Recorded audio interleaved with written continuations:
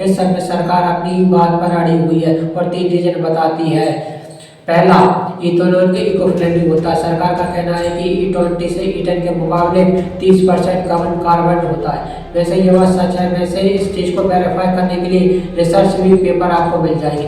दूसरा, इथेनॉल को पेट्रोल में मिलाने के कारण इम्पोर्ट जो पैसा खर्च होता है वो बच जाता है। इथेनॉल की वजह से इंडिया के 2014 से लेकर अब तक 193 लाख टन क्रूड ऑयल कम का इंपोर्ट करना पड़ा है। इससे कुल मिलाकर 1.3 लाख करोड़ रुपए बचे हैं। इथेनॉल ब्लेंडिंग से भारी देशों पे डिपेंडेंसी भी घट रही है कि इंडिया अभी भी 85% क्रूड ऑयल इंपोर्ट करता है बाकी देशों से। और तीसरा बेनिफिट है, इससे किसानों को फायदा होता है कि इथेनॉल बनाने वाली कंपनी किसानों से गन्ना, मक्का आदि खरीदती है।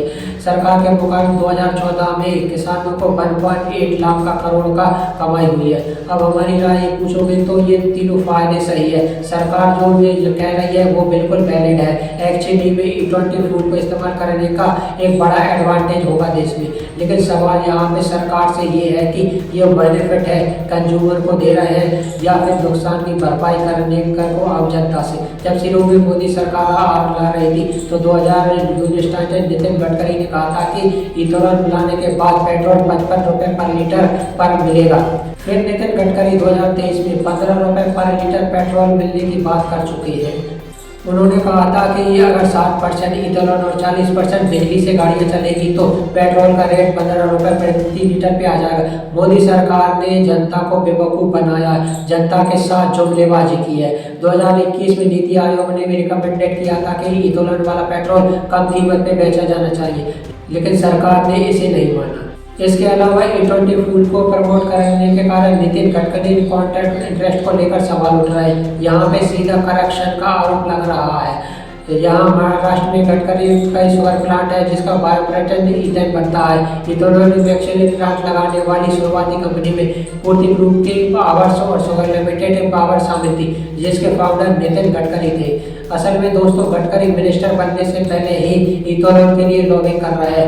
जो भी होगा और म्यूनिसिपल वेस्ट को सेग्रीगेट करके वो कचरे से भी आपका बन जाएगा। पेट्रोल डीजल के भाव कम हो जाएंगे और 50 रुपए लीटर में डीजल मिल जाएगा और 55 रुपए लीटर में पेट्रोल का। उस वक्त 2% से ब्लेंडिंग भी नहीं हो रही थी। और कमाल की बात यह है कि जैसा नितिन गडकरी ने कहा वैसा ही मोदी सरकार ने कहा, एक ही महीने के भीतर इथेनॉल मेटल की 10% कर दी गई। ऐसा करना पूर्ति ग्रुप के बिजनेस के लिए बहुत फायदेमंद हुआ। उसी समय 2014 में इथेनॉल का एक नया प्लांट सेटअप करने का ऐलान किया। 8% इथेनॉल, 40% बिजली, उसका अगर एवरेज पकड़ा जाएगा तो 15 रुपए लीटर पेट्रोल का भाव होगा। जनता का भला किया।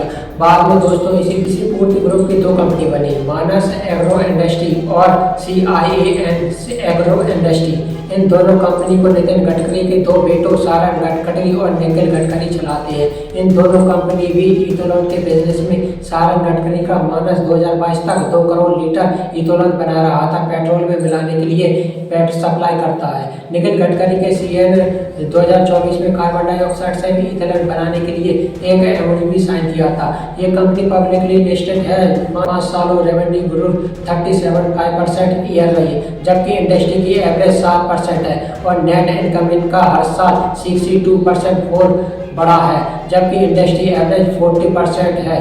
यानी कि ये कंपनी बाकी इंडस्ट्री के मुकाबले 5 गुना तेजी से ग्रो कर रही है। पिछले 1 साल में शेयर प्राइस में हजारों % से ज़्यादा की बढ़ोतरी हुई है। इसमें सबसे बड़ी बात यह है कि नितिन गडकरी पेट्रोलियम मिनिस्टर भी नहीं है, लेकिन पूरा टाइम ईंधन में प्रमोट करते रहे, उसकी लॉबिंग करते रहे, सरकार को बार बार कहते रहे कि इथेनॉल का इस्तेमाल करो, और उनके खुद के बेटे यहाँ पर इथेनॉल की कंपनी चला रहे हैं। एक्चुअली में नितिन गडकरी को रोड से स्टैंड का हाईवे की मिनिस्ट्री मिली हुई है। उनमें एक ऐसा काम हुआ है। पिछले कुछ सालों में PR तो बहुत देखने को मिला है। देखो ये देश में क्या क्या बना दिए, कितनी डेवलपमेंट हो गए। पॉडकास्ट में आप हीरो बनते थे। 2022 में नितिन गडकरी ने कहा था कि 2024 तक इंडिया की सड़कें अमेरिका जैसी हो जाएगी। नरेंद्र मोदी जी के नेतृत्व में 2024 समाप्त होने के पहले हिंदुस्तान का रोड इंफ्रास्ट्रक्चर अमेरिका के बराबर होगा, ये वचन देता हूँ। और हालत देखो देश की सड़कों की, एक ही बार इसमें पुल टूटने शुरू हो जाते हैं। मध्य प्रदेश में 1600 करोड़ में बना हाईवे पूरा होने से पहले ही टूटने लगा। देखिए बारिश में इसका क्या हाल हुआ है। अब देखिए ये अमृतसर जामनगर हाईवे, जिसे लेकर मोदी सरकार ने बड़े बड़े एड भी लगाए थे। कंस्ट्रक्शन के कुछ महीने बाद क्या हालत हो गई है। इसी तरह तेलंगाना में ये NH-44 जमीन के अंदर धस गया। गुजरात में सूरत मुंबई नेशनल हाईवे बड़े बड़े गड्ढे हो गए, लेकिन उन्हें कोई देखने वाला नहीं। और हम यहाँ नितिन गडकरी को सिंगल आउट नहीं कर रहे। मोदी सरकार मौजूद हर एक मंत्री की हालत देख लीजिए। फाइनेंस मिनिस्टर चाहे वो फॉरेन मिनिस्टर हो, एनवायरमेंट मिनिस्टर हो या एजुकेशन मिनिस्टर, एक ही फील्ड में ढंग का काम रहा हो तो बता दो। जनता को तो कोई मिल नहीं रहा, लेकिन बीजेपी नेताओं के बेटों को क्या मिल रहा है। होम मिनिस्टर अमित शाह के बेटे को ना ढंग से हिंदी बोलनी आती है ना बोलता क्यों नहीं हूँ मैं। as you are knowing that we are English, लेकिन इंडियन क्रिकेट का पूरा कंट्रोल इनके हाथ में दे दिया गया। अक्टूबर 2019 में BCCI के सेक्रेटरी से शुरू हुए आज इंटरनेशनल क्रिकेट के काउंसिल चेयरमैन बन चुके हैं। जय शाखा खुद का बिजनेस ग्रो कर रहा है। उनकी कुल फीस LLB कई 2014 में 2019 के बीच में 40,925% बढ़ गई है। इनकी नेटवर्थ 25 गुना बढ़ गई है। 1.2 करोड़ से लेकर 2583 करोड़ रुपए हो गई। आप हमें बता दो कि कौन से टैलेंट ने स्कीम लगाई है ये अचीव करने के लिए। इसी तरह देखिए अरुण जेटली का केस, जो एक यूनियन मिनिस्टर थे, 14 साल से दिल्ली डिस्ट्रिक्ट को एसोसिएशन के प्रेसिडेंट थे। अभी देख लो 2020 से उनके बेटे रोहन जेटली इसके प्रेसिडेंट बन गए हैं। डिस्ट्रिक्ट मिनिस्टर राजनाथ सिंह का केस देखिए, इनके पंकज सिंह साइकिल प्रेसिडेंट के प्रेसिडेंट है। इसलिए जयशंकर का ध्रुव जयशंकर आज रिसर्च फाउंडेशन के US हेड है। ये रिलायंस द्वारा सपोर्टेड एक पॉलिसी, लेकिन बाप बेटों की कहानी बड़ी लंबी है दोस्तों। कोई और पार्टी होती तो यहाँ पर नेपोटिज्म करेक्शन का लाइनें लग जाती, मीडिया में हेडलाइन चल रही होती, लेकिन क्या करे गोदी मीडिया इन खबरों को दिखाएगा नहीं। टॉपिक से हम थोड़ा डाइवर्ट कर रहे हैं, यहाँ पर वापस E20 फूल की कहानी पे आते हैं। तो ओवरऑल ये एक अच्छी चीज़ है दोस्तों, लेकिन बात यहाँ नियत और इम्प्लीमेंटेशन की है। सरकार की नियत यहाँ पे खराब है और इम्प्लीमेंटेशन फेल है। ब्राज़ील ने जो 50 सालों में किया है, इंडिया ने वही ट्रांजेक्शन 5 साल में जनता पे थोप दिया जाता है, वो भी बिना प्रोफेसर इंफ्रास्ट्रक्चर के। सरकार को सिर्फ 3 चीज़ें करनी थी, किसी को कोई प्रॉब्लम नहीं थी। लोगों को समय देना चाहिए था, जो 2030 ओरिजिनल डेट थी इस पर करते तो किसी को दिक्कत नहीं होती। तब तक ऑलरेडी 7 साल हो चुके होते E20 कंप्लीट आए हुए। दूसरा, ये बात बड़ी क्लियर है कि इथेनॉल के इस्तेमाल करने से सरकार के पैसे बचते, तो इस बेनिफिट को कंज्यूमर पास ऑन किया जाना चाहिए। पेट्रोल का दाम नीचे आना चाहिए था। तीसरा, लोगों को चॉइस देनी चाहिए थी, 100% पेट्रोल खरीदो या इथेनॉल पेट्रोल।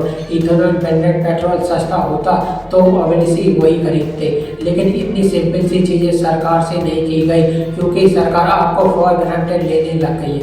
शायद वो जानते हैं कि अगर वोट चोरी करके इलेक्शन जीतना है तो जनता को मनाने में टाइम वेस्ट क्यों करना। उम्मीद करते हैं वीडियो इंफॉर्मेटिव लगा होगा। वोट चोरी वाला वीडियो भी हमारा जरूर देखिए, बहुत ही ज़्यादा ज़रूरी है।